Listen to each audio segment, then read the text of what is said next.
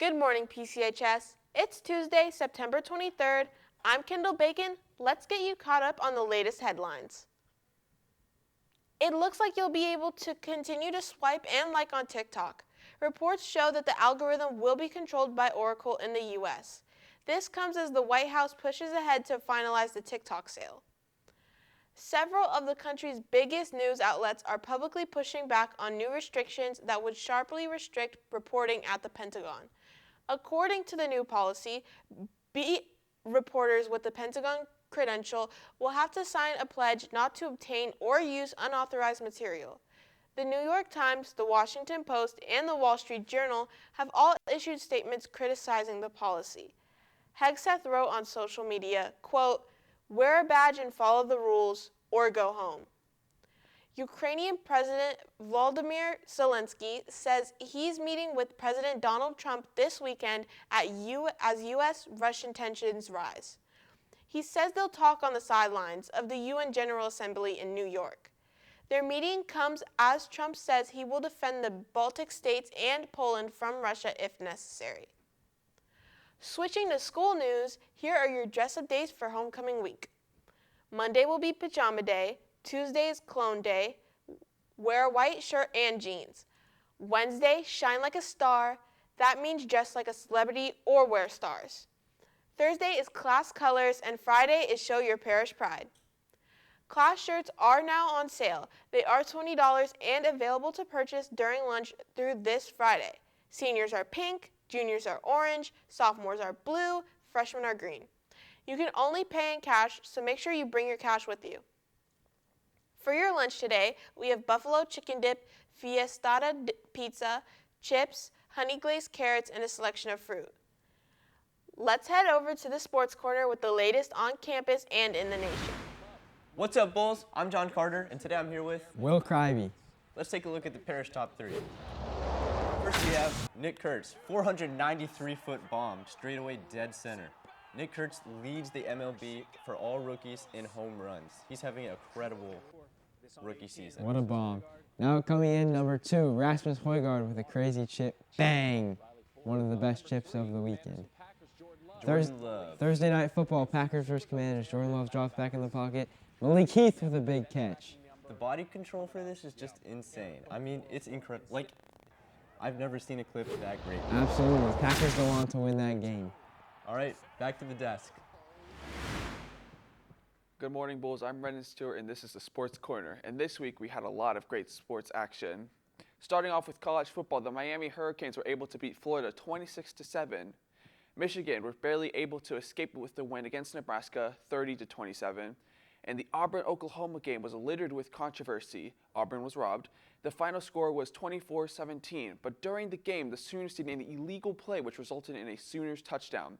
The play should have resulted in a 15-yard penalty on Oklahoma, but it was not called. The SEC came out with a statement basically saying, whoops, it won't happen again. Over in the big leagues, the Eagles made an incredible comeback against the Los Angeles Rams with a fourth quarter comeback to win. LA attempted a field goal to win the game, but it was blocked. The final score was 33-26 Eagles. Speaking of blocked field goals, the Browns were able to block the Packers' game-winning field goal and drive down the field to win with their own game-winning field goal. The final score was 13-10 Browns. The Buccaneers celebrating their 50th season game against the Jets in their home opener. It was a close game, but the Jets came back in the end. But Baker Mayfield drove down the field and set up a game-winning field goal. The final score was 29-27.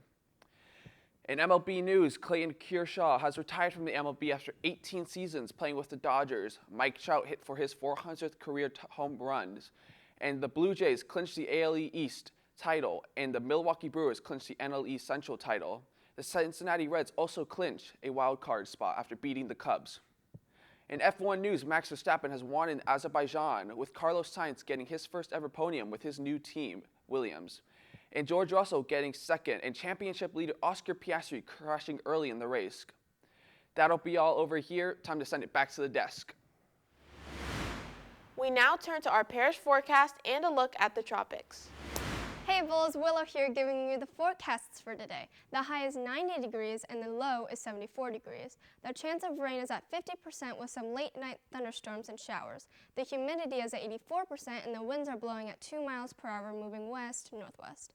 As for the tropics and Atlantic, Gabrielle rapidly intensifies into a major hurricane southeast of Bermuda.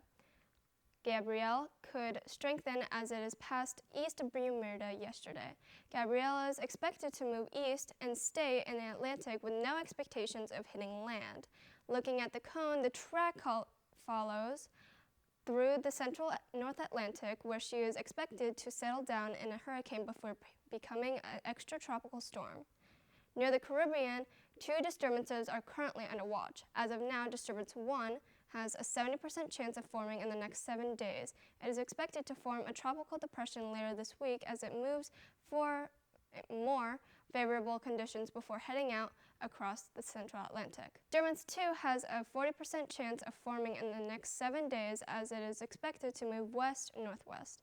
It is expected to form as a tropical depression late this week when it is over southwestern Atlantic Ocean or near the Bahamas. This is all for the forecast today. Back to the desk. Want something aired on the news? Send us an email at pchstvproduction@gmail.com.